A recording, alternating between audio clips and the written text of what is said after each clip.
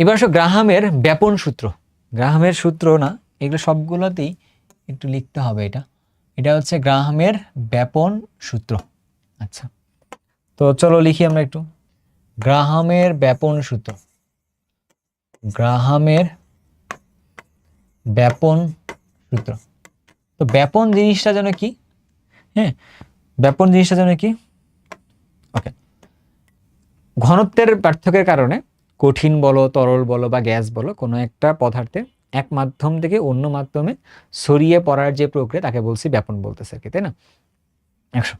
এখন ওই জায়গার থেকে আমরা যদি চিন্তা করে বলি, ধরো একটা জায়গায় যেটা আছে, আমরা তো আচ্ছা এটা তো আমরা জানি না সংজ্ঞাটার ক্ষেত্রে, তাই তুমি সংজ্ঞাটা একটু নিজের মতো করে বই থেকে লিখে নিও। হ্যাঁ, এটার ক্ষেত্রে সংজ্ঞাটা একটু নিজের থেকে লিখে নিও, তাহলে বুঝবা। ঠিক আছে, জাস্ট ব্যাপনের হার যেটা, ব্যাপনের হার যেটা বোঝায়, এটাকে আসলে কি দিয়ে বোঝায় আর কি? আর দিয়ে বোঝাচ্ছে, তাই না? এটা সংজ্ঞাটা বই থেকে লিখে নিও। সংজ্ঞাটা কি আছে বলো তো? যে কোনো মাধ্যমে, কঠিন তরল বা বায়বীয় যে কোনো মাধ্যমে, যে কোনো পদার্থে কঠিন তরল বা বায়বীয় পদার্থ স্বতঃস্ফূর্ত এবং সমভাবে ছড়িয়ে পড়ার যে প্রক্রিয়া তাকে বলতেছে আসলে ব্যাপন বলতেছে। সেই ছড়িয়ে পড়ার যে হার যেটা আছে, ছড়িয়ে পড়ার যে হারটা আছে, সেই হারটাকে আমরা ধরো যে আমরা ইংরেজিতে বলছি রেট বলতেছি, তাই না? Rate of diffusion. ব্যাপনের ইংরেজিটা কি? ব্যাপনের ইংরেজিটা হচ্ছে ডিফিউশন। হ্যাঁ, ডিফিউশন। এটা ডিফিউশনটাকে আমরা ধরো প্রকাশ করতেছি হচ্ছে আর দিয়ে। গ্রাহাম নামের ভদ্রলোক বলে এটা, যে এইটা কোনো একটা গ্যাসের ক্ষেত্রে তার আণবিক ভরের সাথে ব্যস্তানুপাতিক। কোনো একটা গ্যাসের আণবিক ভর যত বেশি হবে তার ব্যাপন হার তত কম হবে। আর এর সাথে তার কার সাথে আবার ব্যস্তানুপাতিক? তার ঘনত্বের সাথে ব্যস্তানুপাতিক। তাহলে এই হারটা কার কার সাথে কানেক্টেড? আণবিক ভরের সাথেও কানেক্টেড। এটা আবার কার সাথে কানেক্টেড? তার সাথে হচ্ছে এই ঘনত্বের সাথে কানেক্টেড। তাহলে আমরা যদি দুইটা গ্যাসের কণা নিয়ে কাজ করি, তাহলে কি বলা যায়? আর অফ এ আর আর অফ বি দুটো যদি অনুপাত করে দিই একবারই, তাহলে কি লেখা যাবে? তাহলে M of B divided by M of A সমান D of B divided by D of A. এটা তো বলে দেওয়া যায় নাকি, যদি আমরা সূত্রগুলো এখান থেকে বিল্ড করি আর কি। আচ্ছা, করলাম। এইবার যদি আমরা এরকম চিন্তা করি, ধরো একটা পাত্রের মধ্যে, এটা তো আসলে একটা মানে ত্রিমাত্রিক পাত্রের মধ্যে গ্যাসগুলো আসলে ছড়ায় যায়, তখন তো সেটা আয়তন ইনক্লোজ করে করে যায়। মানে গ্যাসের ক্ষেত্রে আয়তন নির্দিষ্ট একটা আয়তন পার করে নির্দিষ্ট সময়ের ভিত্তিতে, এটাই তো তার আসলে রেটটা হওয়া উচিত, দূরত্বটা কিন্তু না। কেন? তো আসলে কি, যদি একটা সিলিন্ডার শেপের যদি কিছু একটা হয়, এটা হচ্ছে সুবিধা হয়, তখন গ্যাসটা যদি এখান থেকে যায়, তো যাওয়ার সময় ও আসলে কি, মানে তুমি বলতে পারো যে আমরা হিসাব নিকাশ করার জন্য যে আগে গ্যাসের মাথাটা এই জায়গায় ছিল, অর্থাৎ এখান থেকে সে সামনের দিকে আগে গেছে, তার মানে আমরা এখানে স্কেল হিসাব করলে এতটুকু স্মরণ হয়েছে, এরকম কিন্তু জিনিসটা বলাটা খুবই কঠিন, কারণ এ তো আসলে পুরোটাই ত্রিমাত্রিকভাবে আসলে গেছে, তাই না? তো টোটাল আয়তনটা ক্যালকুলেট না করে আমরা আসলে শুধুমাত্র এই রৈখিক বরাবর ডিস্টেন্স কতটুকু পার করছে এটা হিসাব নিকাশ করতে পারি আর কি, চাইলে। বুঝছো? তাহলে রৈখিক হিসাব নিকাশ পার করলে দেখা যায় যদি এইখান থেকে একটা গ্যাসের কণা সে এই পর্যন্ত ডিস্টেন্স পার করছে, ঠিক আছে, তো এই পর্যন্ত ডিস্টেন্স পার করছে, আর এখানে ধরো যে বি নামে একটা গ্যাসের কণা ও ট্রাভেল করার জন্য জার্নি শুরু করছে আর কি, তাহলে ওরা এই জায়গায় এসে মিলিত হয়েছে। তো এটা যদি এক্স ডিস্টেন্স যায় আর টোটালটা যদি আমাদের কাছে 100 হয়, তাহলে তাহলে হচ্ছে কত, 100 মাইনাস এক্স ডিস্টেন্স আসলে আসবে, তাই না ব্যাপারটা? ওকে, তাহলে আমরা বলতে পারি এক্স অফ এ আর এক্স অফ বি দুটো ডিস্টেন্স আসলে থাকতে পারে, এটার জন্য তুলনা করতে পারি। তাহলে এটা কার সাথে কি, দূরত্বের সাথে সময়ে যেটা, এটা ভাগ করলে হচ্ছে তার এই মুহূর্তে তার হারটা পাচ্ছি আমরা আর কি। কিসের হারটা? ব্যাপনের হারটা পাচ্ছি, মানে ছড়িয়ে পড়ার যে হারটা রৈখিক ডিস্টেন্স হিসাব করলে যেটা হয় সেটা। আচ্ছা, ওই হিসাব করলে দেখা যায় যদি সময়টা আমরা ফিক্স রাখি, তাহলে এই এ গ্যাস কর্তৃক অতিক্রান্ত দূরত্বের সাথে তার হারটা কেমন? সমানুপাতিক। বি এর সাথে যতটুকু সে রৈখিকভাবে দূরত্ব অতিক্রম করবে সেটাও তাহলে কেমন হবে? সমানুপাতিক হবে আর কি। তাহলে x of A divided by x of, এটা কখন? যখন সময়টাকে আমরা ফিক্সড রাখছিলাম তখন। হোয়াট ইফ আমরা দূরত্বটা ফিক্সড রাখতেছি যে দুইটা সেম দূরত্ব আসার জন্য কতটুকু সময় লাগবে, তখন আবার সময়ের সাথে আবার ব্যস্তানুপাতিক এই হারটা, তখন এটা কত? T of B divided by T of A. So এইটা হচ্ছে আমাদের কাছে ব্যাপনের হারের একটা mother formula.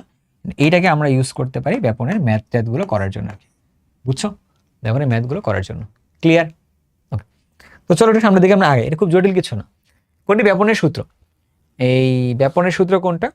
R1 by R2 সমান হচ্ছে, এর কি ব্যাপনের সূত্র? মনে হয় না তো। কেন? আমরা যদি লিখি এরকম R1/R2 সমান M2 ডিভাইডেড বাই M1, এরকম হওয়ার কথা না? ঠিক আছে, ব্যস্তানুপাতিক তো M এর সাথে, তাহলে R1/R2 তাহলে হচ্ছে M2/M1, তো এটা তো হওয়ার চান্স নেই। তাহলে এটার ক্ষেত্রে R1 M1 এটা তো হওয়ার চান্স নেই বাবা। তারপরে হচ্ছে এটাও তো হওয়ার চান্স দেখতেছি না, এটা তো হওয়ার চান্স নেই। এম এর সাথে ব্যস্তানুপাতিক না, √M এর সাথে আসলে ব্যস্তানুপাতিক, তার মানে এটাও দিয়ে দেওয়া নাই। তাহলে ফর্মুলাটা আসলে হবে কোনটা, এইরকম হইতে পারে, অথবা আর সমানুপাতিক 1/√M, এইরকমটা হইতে পারে আর কি এখানে। বুঝছো? এই হচ্ছে ঘটনাটা। কোন গ্যাস দ্বারা ব্যাপনের হার সমান? যদি ভর সমান হয় তাহলে ব্যাপনের হার সমান হবে আর কি এখানে, তাই না? তাহলে সেক্ষেত্রে তাদের কি হইতে হবে, ভর সমান হইতে হবে আর কি, আণবিক ভর সমান হইতে হবে। এটা হচ্ছে এডমিশনেও আসছিল প্রশ্ন, আণবিক ভর সমান হইলে আর কি, সমান হলে ব্যাপনের হার সমান হবে। এখন দেখো আণবিক ভর সমান কোথায়, এটা দেখি আমরা চিন্তা করে হিসাব নিকাশ করা লাগবে।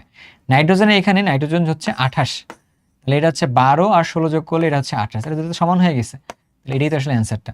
এখানে দেখি 32 আর 12 দুগুণে 24, 24 আর 8 হচ্ছে 28, তাহলে এটা হচ্ছে না।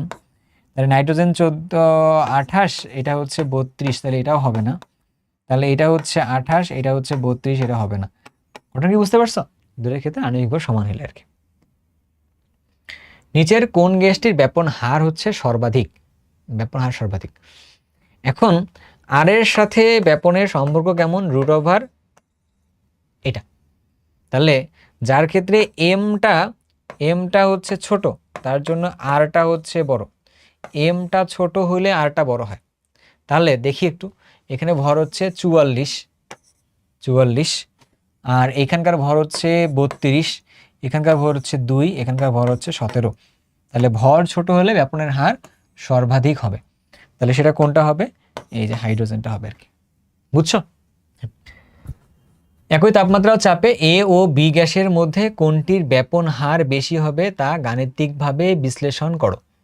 আচ্ছা, এ ও বি গ্যাসের মধ্যে ব্যাপন হার বেশি হবে কোনটার ক্ষেত্রে? আগে তোমার কাছে বের করা লাগবে এ গ্যাস বি গ্যাসটা কি। এ গ্যাসের আগে আণবিক ভর বের করো। কেমন বের করবা? P of A V of A সমান W of A M of A into হচ্ছে আর টি। এখান থেকে তোমার লাগবে হচ্ছে এম অফ এ লাগবে, তাহলে তাহলে লাগবে হচ্ছে W of A R T divided by P, তার সাথে হচ্ছে ভি অফ এ। এই মানগুলো বসাইলে এম অফ এটা আসবে। বুঝছো? এখানে বসাইলে এটা আসবে। এটা মানটা কত? তাহলে হচ্ছে 0.5 ইন্টু আর এর মান হচ্ছে 0.082, টি এর মানটা হচ্ছে দিয়ে দেওয়া নেই, আছে 27 দেওয়া আছে, তার মানে হচ্ছে 300 দেওয়া আছে। তারপর নিচে কি আছে, পি অফ এটা কত? পি অফ এ হচ্ছে 760, তার মানে 1 ATM বসাই দিতে পারি এখানে, 1 ATM। তার সাথে হচ্ছে ভিটা হচ্ছে 0.3, কেন এটা দেওয়া হচ্ছে মিলিলিটারে, ভাই এটাকে লিটারে করে নিছি অলরেডি। বসাই দেওয়ার পরে এম অফ এটা আসবে, এম অফ এটা এখানে আসবে। সিমিলার উপায়ে তুমি এম অফ বিটা বের করো। কেমনে বের করবা? 0.6 ইন্টু 0.082, তারপরে এটা যাবে হচ্ছে 300। কেমন বের করবা? 770 ডিভাইড বাই 760 ইন্টু তোমার কাছে কি আছে 0.4, এটা আর কি। তাহলে 0.4 দিলে এখানে একটা এম অফ বি বের হবে। তাহলে তোমার কথা তারপরটা কি, ব্যাপন হার বেশি কার হবে? যার এম এর মানটা কম। যদি এম অফ এ এবং এম অফ বি এর মধ্যে যার পরিমাণটা কম হবে ওটা ক্ষেত্রে ব্যাপন হার বেশি হবে আর কি। বুঝছো? তাহলে এ ও বি গ্যাসের মধ্যে কোনটির ব্যাপন হার বেশি হবে? আমার মনে হয় সেম ভাবেই যাইতে হবে। তুমি দেখো তাপমাত্রা আছে, চাপ আছে, আয়তন আছে, ভর আছে, এক্ষেত্রে তুমি আণবিক ভর বের করবা। যার ক্ষেত্রে আণবিক ভরটা কম হবে তার ব্যাপন হার বেশি হবে এটা থেকে। আমার মনে হয় সিমিলার উপায় আর কি। হ্যাঁ, তাহলে হচ্ছে আমার কাছে মনে হয় সিমিলার মেথডে যেহেতু আগাইতে হবে, এটা তোমার প্র্যাকটিস করলেই হবে আর কি। আবার না, আমাকে এটা সিস্টেমটাতে ব্রেক করে গেছি কিনা আমরা। হ্যাঁ, দাঁড়াও তো দেখি। কারণ দেখো টাইপগুলা ভেঙে গেছে আর কি। বুঝছো? টাইপগুলা ভেঙে গেলে মন খারাপ হয়ে যায়। এত সুন্দর করে কাজ করতে গেলাম, বাট টাইপগুলা ভেঙে গেল। ঠিক আছে, এটা আবার হয়ে যায় মাঝে মধ্যে, এই ঘটনাগুলো ঘটে। অ্যান্ড এগুলোর আমি মেইন ফাইলটা জাস্ট দেখতে আসতেছি যে মেইন ফাইলে আমার ক্যাচাল করছে কিনা। না দেখো মেইন ফাইলে আবার দেখো আমার কাছে আমি যতগুলো প্রশ্ন পাইলাম সবগুলোর মধ্যে আমি দেখতেছি মেইন ফাইল ঠিকঠাক আছে। ঠিক আছে, এখন যাক হয়ে গেছে, হয়ে গেছে তো হয়ে গেছে, কিছু বলার নেই, কিন্তু কষ্ট লাগলো আর কি, বুঝছো, কষ্ট লাগলো, সমস্যা নেই।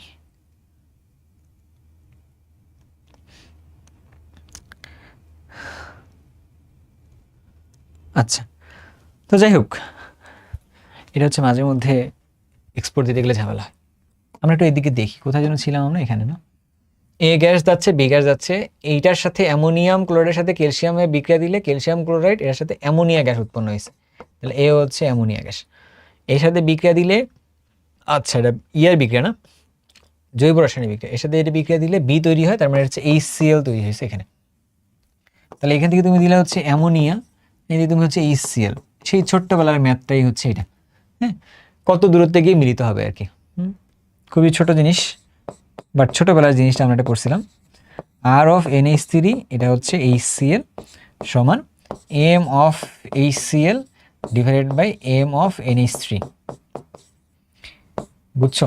এটাকে তুমি রুট করো, রুট করার পরে x অফ, উপরে চেক রাখছিলে এটা না NH3, x of NH3 divided by x of HCl, মান বসাও, উপরে হচ্ছে 36.5 ভাগ করো, এটা হচ্ছে 17, এটা তাহলে কত হবে, x এর মানটা ধরলাম এইটুকু যাবে হচ্ছে x, তাহলে এটা হবে 70 মাইনাস x, তাহলে এটা যদি হয় x তাহলে এটা হবে হচ্ছে 70 মাইনাস x। এখান থেকে তুমি ক্যালকুলেট করে তুমি হচ্ছে x এর মানটা বের করবে আর কি। তাহলে গ্যাস দ্বয় তখন বলে দিবা এ প্রান্ত থেকে x দূরত্বে গিয়ে মিলিত হয়েছে, শেষ তো ঘটনাটা। হ্যাঁ, গেল। এল অপেক্ষা এন এর ব্যাপনের হার কম কেন, এল কি এম কি এটা তো জানি না, ঠিক আছে। আবার দেখো তোমাকে আগে বের করা লাগবে এই গ্যাসটা আসলে কি, এই গ্যাসের আণবিক ভর লাগবে এম অফ এল, তারপর হচ্ছে এন এর আণবিক ভর লাগবে এম অফ এন। আণবিক ভর নেওয়া থাকলে তখন বলতে পারবা যে এর আণবিক ভরটা কম। এটা কিন্তু আণবিক ভর না, এটা কিন্তু ডাব্লিউ পরিমাণটা। আণবিক ভর বের করার ফর্মুলা আমরা একটু আগে করে আসলাম না, কোথায় যেন করলাম এটা, আণবিক ভর বের করার ফর্মুলাটা এই যে এখান থেকেই তো করলাম, যে এম সমান W R T divided by PV, এটা দিয়েই তুমি এখন যদি এটা করে দাও তাহলে এটা হয়ে যাবে। কি বললাম, এম সমান W R T divided by হচ্ছে পিভি। তুমি দেখো প্রত্যেকটা ক্ষেত্রে আছে, এই যে পি আছে, এই যে ভি আছে, এই যে তোমার টি আছে, এই যে তোমার ডাব্লিউ আছে, সবগুলো মান এখানে বসাই দিলে আর এর মান তুমি জানো, তুমি জাস্ট তুলনা করে বলবা যে কোনটারটা কম কোনটারটা বেশি, সেখান থেকে তুলনা করে ডিসিশন নিয়ে নিবা। এক্স ও ওয়াই প্রান্তের কোনটি নিকট হবে তা যৌক্তিক বিশ্লেষণ করো। একই প্রশ্ন কিন্তু একটু আগে আমরা এটা করলাম যেটা, হ্যাঁ, ওইখান থেকেই সেমভাবেই যাচ্ছে। R of NH3 divided by R of HCl সমান এম অফ HCl ভাগ এম অফ NH3 দিলা, সমান তাহলে কি হবে, সমান হবে হচ্ছে যদি এইখান থেকে x দূরত্ব যায়, এটাতে x দূরত্ব যায়, তাহলে এটা যাবে হচ্ছে 0.5 মাইনাস এক্স।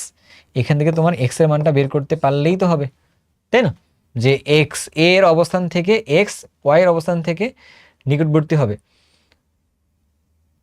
এ এর অবস্থান x এবং y প্রান্তের কোনটি নিকটবর্তী হবে। আচ্ছা, তুমি যদি এখান থেকে মানটা বের করো, যে আমি ধরলাম এইটা গেছে হচ্ছে x দূরত্ব, তাহলে এটা গেছে হচ্ছে 0.5 মাইনাস এক্স, তাহলে তুমি নিজে বুঝবা না যে এটার মানটা কম নাকি এটার মানটা কম, বাট তুমি বুঝবা। কেমনে বুঝবা, এটার ভর কম এটার ভর বেশি, তাহলে এর তুলনায় এটা বেশি দূর যাবে, ওটা হচ্ছে কম দূর আসবে, তাহলে এই দূরত্বটা কম হবে এই দূরত্বটা বেশি হবে আর কি, এরকম, বুঝছো। যাই হোক, ম্যাথ কিছু ক্যালকুলেটর চাপতে হবে, এটা আমরা আগে করে দিয়ে আসছিলাম। সো তাহলে আমাদের কাছে এটা শেষ হয়েছে, এটা শেষ হয়েছে। আমরা একটু স্লাইড চেঞ্জ করতে করতে আগে এটা চেঞ্জ করছি, এটা পড়াইছি, এটা পড়াইছি, বাস্তব গ্যাস, আদর্শ গ্যাস, হাবিজাবি সব পড়ানো শেষ। তাহলে এটাও শেষ, এটাও শেষ।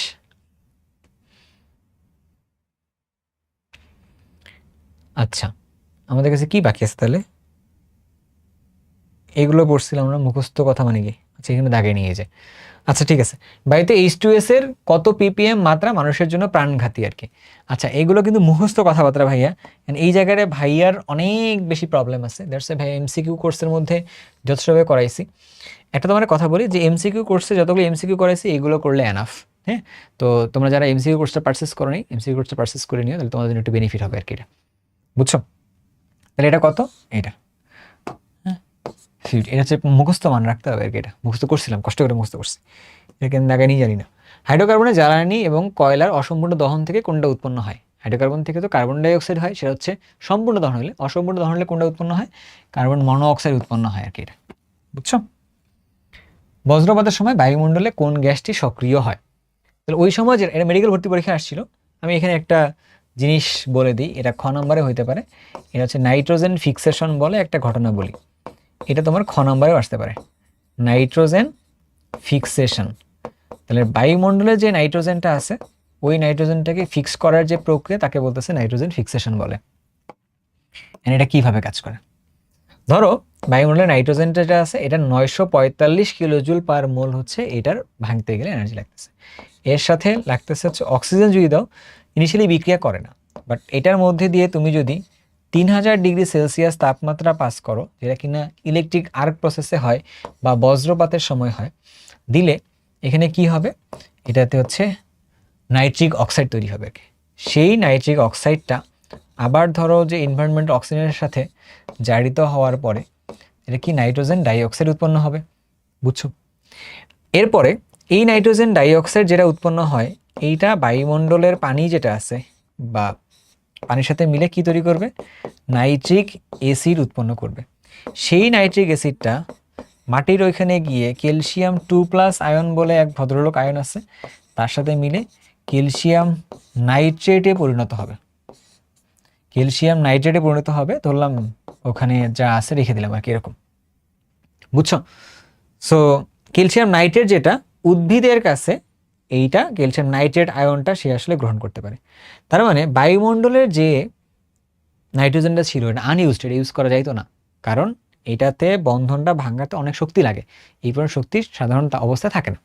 তাহলে বায়ুমণ্ডলে আনইউজড নাইট্রোজেনটাকে, যেটা কিনা আমরা ভেঙে কোনো যৌগতে কনভার্ট করতে পারতেছি না, এইটাকে ইলেকট্রিক আর্ক প্রসেসে ভেঙে পরবর্তীতে উদ্ভিদের উপযোগী নাইট্রেট আয়নে পরিণত করার যে প্রক্রিয়াটা বা ফিক্স নাইট্রোজেনটাকে নাইট্রেট আয়নে ফিক্স করার যে প্রসেসটা, এটাকে বলতেছে নাইট্রোজেন ফিক্সেশন বলতেছে। এটা খুব বেশি ইম্পর্টেন্ট। বুঝছো? বজ্রপাতের সময় বায়ুমণ্ডলের কোন গ্যাসটি তাহলে সক্রিয় হয়? কোনটা তাহলে সক্রিয় হইলো? এটা সক্রিয় হচ্ছে নাইট্রোজেন গ্যাসটা তাহলে সক্রিয় হয়েছে আর কি। বুঝতে পারছি? ওকে।